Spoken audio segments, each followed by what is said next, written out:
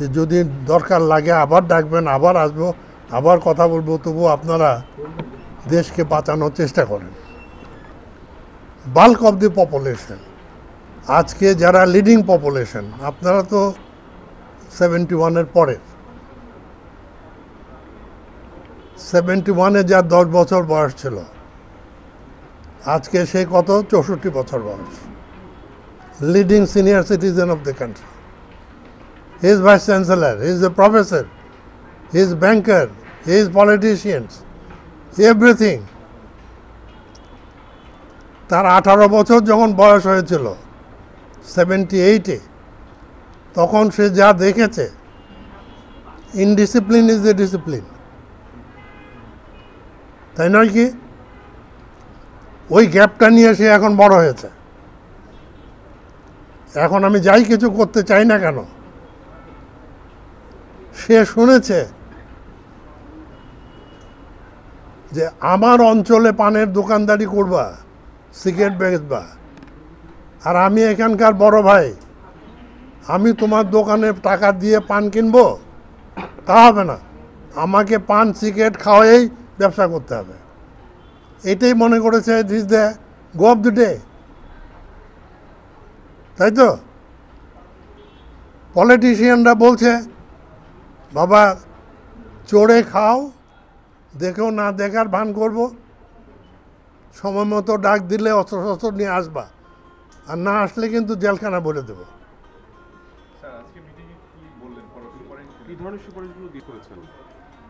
সুপারিশ তো ওনারা করবেন, আমরা তো শুধু উনি ওনার অভিজ্ঞতার আলোকে, তিনি তো সবচেয়ে বয়োজ্যেষ্ঠ আমাদের মধ্যে, এবং ওনার অনেক অভিজ্ঞতা, অনেক প্রজ্ঞা, অনেক কিছু দেখেছেন, করেছেন, এবং নির্বাচন নিয়ে অনেক রকম এক্সপেরিমেন্ট করেছেন, অনেক রকম উদ্ভাবনী চিন্তা উনি করেছেন এবং এগুলো কাজেও লাগিয়েছেন।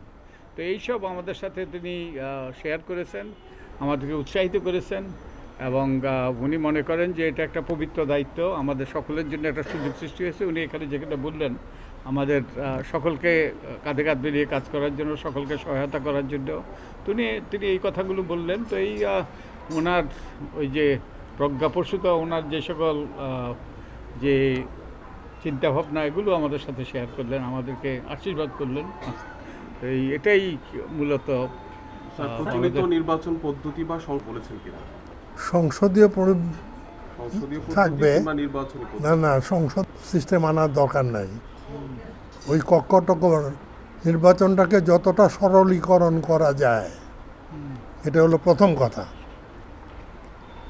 সরলীকরণ করো, এবং সেখানে দেওয়া হয়েছে, এবং নমিনেশন প্রথা যদি বন্ধ করা না যায়, তাহলে কোনো সুষ্ঠু নির্বাচন করা সম্ভব হবে না।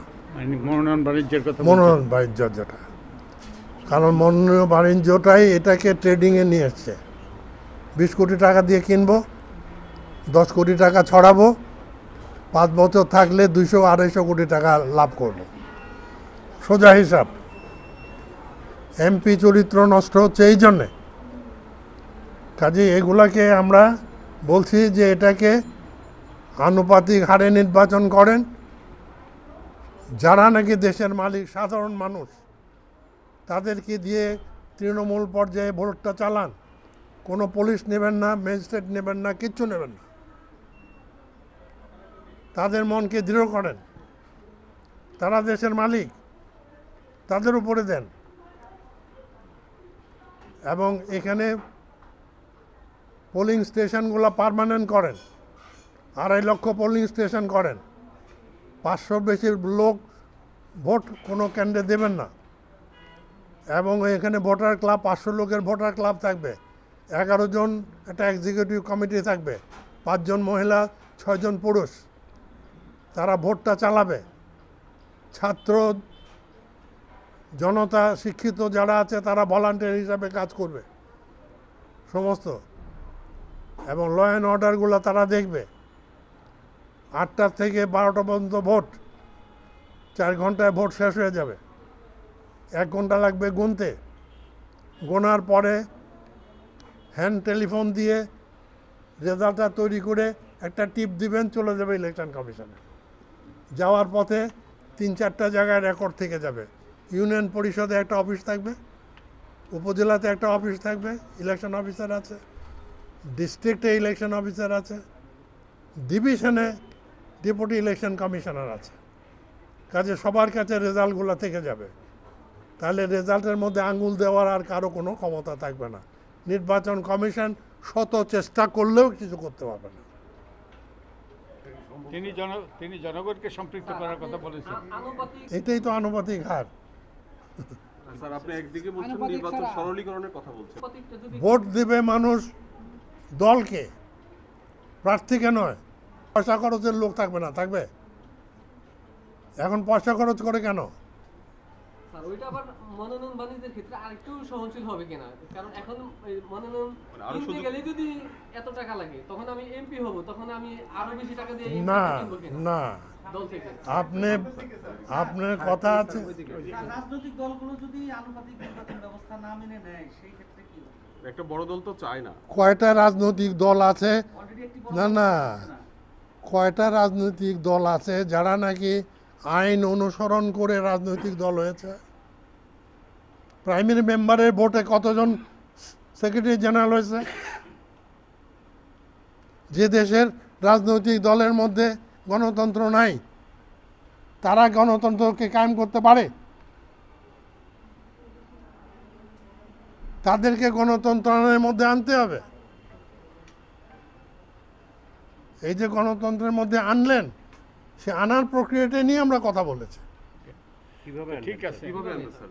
কিভাবে আনবে? কিভাবে আনবো? রাজনৈতিক- বুঝতে চান? 12 কোটি ভোটার, 9 কোটি লোক ভোট দিল, 15টা পলিটিক্যাল পার্টি আছে, কম্পিট করলো। তো 9 কোটি ভোট হয়ে থাকলে আমার পার্লামেন্টে যদি আমি 300 সিট রাখি, তাহলে এক এক সিটের বিরুদ্ধে 3 লক্ষ ভোটার হলে হয়। তো যারা 3 লক্ষ পাইল তারা একজন পাঠাতে পারবে, 6 লক্ষ পাইলে 2 জন, 9 লক্ষ পাইলে 3 জন পারবে। ওকে, ভোট হওয়ার 90 দিন আগে মিনিমাম তারা না তাদের প্রাইমারি মেম্বার দিয়ে ইলেকশন করে লিস্ট তৈরি করবে। ওই লিস্টটা তৈরি করতে গেলে পার্টির ফার্স্ট ব্রেন ছাড়া পারবে? ভালো ব্রেনটা তো দিতে হবে। ইলেকশন কমিশনে জমা দেবে। ইলেকশন কমিশনে 90 দিনে তাদেরকে পাবলিক অপিনিয়ন নেবে, এই লোকটা ভালো কি মন্দ, তার ক্রেডিবিলিটি আছে কি নাই। পাবলিক অপিনিয়ন নিয়ে লিস্টটা ফাইনাল করবে। ফাইনাল করলে কি হবে? অবজেকশন আসলে তখন তাকে বাদ দেওয়া হবে। হ্যাঁ, সুযোগ থাকে, যেমন ফুটবলে প্লেয়ার বদলের একটা সুযোগ থাকে না, এরকম বছরে 5%-এর সুযোগ থাকবে। তাহলে ভালো লোক আসবে কি আসবে না? স্যার একটা বিষয় যে স্যার সার্চ কমিটি আজকে বঙ্গভবনে হয়তো নোটে নামের প্রস্তাব করবে, তো কয়েকদিনের মধ্যে হয়তো নির্বাচন কমিশন গঠন হয়ে যাবে। আপনার আসলে তাদের প্রতি এবং তাদের প্রথম পদক্ষেপ কি হতে পারে? আগে তারা আসুক, তারপরে দেই। ওকে, আপনার মনে আছে যেমন আপনি ভাবছেন যে আমার একটা এমপির দরকার, ওখানে এমপি থাকবে না। সারা বাংলাদেশ একটা কনস্টিটিউয়েন্সি, 300 কনস্টিটিউয়েন্সি থাকবে না, মামলা মোকদ্দমা কমে যাবে, কমবে না? অভিযোগ থাকবে না, অনেক কিছুই থাকবে না, খরচ কমবে। আপনার সব কিছু কমার পরে আমি 6টা ইলেকশন করি, ইউনিয়ন পরিষদ, পৌরসভা, পৌর কর্পোরেশন, তারপরে উপজেলা, জেলা, সংসদ। আমি যদি নিয়ম করি যে এই ইলেকশনে এই ইউনিয়ন পরিষদের এই ওয়ার্ডে যে পার্টি বেশি ভোট পাইছে ওই পার্টির নমিনি এখানে কাউন্সিলর হবে, দোষ হবে? কিন্তু স্যার স্থানীয় সরকার নির্বাচন কি দলীয়ভাবে হবে? নিশ্চয়ই এক করতে পারেন একটা ইলেকশন দিয়ে এত কোটি কোটি টাকা মানুষের দেওয়াল নষ্ট করা, কাগজ নষ্ট করা, মারপিট করা, নান কিছু করা, কি দরকারটা আছে? এক ইলেকশনে এক ইলেকশনে সব শেষ করে দেওয়া যায়। কিন্তু দলগুলি তো স্যার বাংলাদেশ তো স্বপ্নেরই দেশ। বাংলাদেশ কি স্বপ্ন ছাড়া? বাংলাদেশে স্বপ্ন দেখাবে আজ। হুম, কোনোদিন কোনোদিন দল আসে না, দলকে কায়দায় ফেলে আনতে হয়। মতামতের ভিত্তিতে এবং উনি একজন প্রাজ্ঞ ব্যক্তি, অনেক অভিজ্ঞ। ঠিক তেমনিভাবে আরেকজন সিইসি বলে গিয়েছেন আমাদের আনুপাতিক প্রতিনিধিত্বের দরকার নেই। তো আমরা সবার কথা শুনছি, সবার কথা শুনে আমরা আমাদের সর্বোচ্চ বিবেচনা শক্তি ব্যবহার করে আমরা সুপারিশ করব।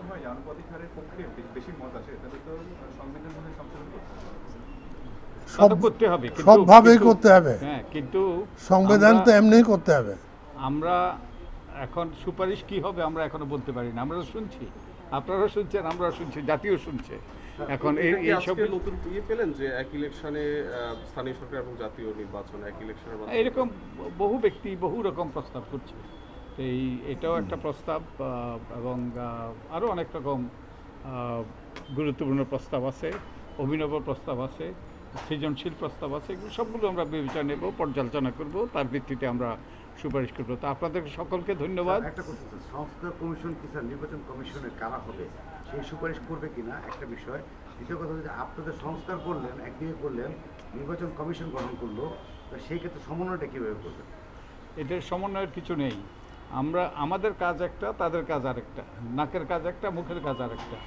তো আমরা আমাদের সুপারিশ দেব, এবং কিছু সুপারিশ তারা বাস্তবায়ন করবে যে নতুন নির্বাচন কমিশন, আর কিছু সুপারিশ রাজনৈতিক দল এবং সরকার মিলে তাদের মধ্যে সমঝোতার ভিত্তিতে তারা করবে। তো আমাদের সাথে তাদের কোনো ওই যে কাজের দায়িত্বের কোনো রকম ওই যে কনফ্লিক্ট নেই, কোনো রকম দ্বন্দ্ব নেই। অনেক ধন্যবাদ সবাইকে। সবচেয়ে ভালো হলো তো দিয়ে পরীক্ষা করে ফেলেছেন, টাকা পয়সা দিয়ে ভালো কাজ করো, করে নাই, চুরি চামি করছে। এখন যাদের টাকা পয়সা নাই তাদেরকে উৎসাহ দেন, পলিটিক্যাল পার্টি করো, শিওর শটে আসো, পলিটিক্যাল পার্টি করে পার্লামেন্টে যাওয়ার জন্যে একেবারে দাঁড়িয়ে যাও।